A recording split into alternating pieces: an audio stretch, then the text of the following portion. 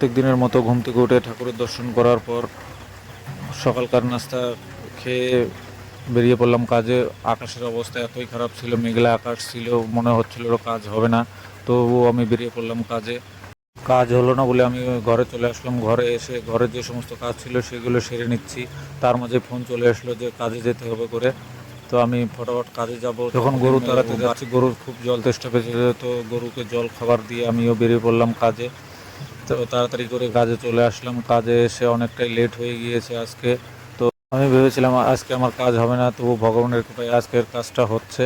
তো শুরু তাড়াতাড়ি যখনই কাজ শুরু করেছি, তার মাঝে দুপুরকার নাস্তাটা তাড়াতাড়ি কাজ শুরু করে দিয়েছি।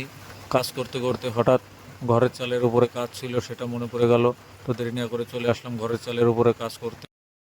এত সুন্দর দৃশ্য দেখে আমারও হঠাৎ মনে পড়ে গেলো আপনারা চ্যানেলটিকে সাবস্ক্রাইব করে দেবেন। আর এখানে আমার মিনি ব্লগটা শেষ করছি।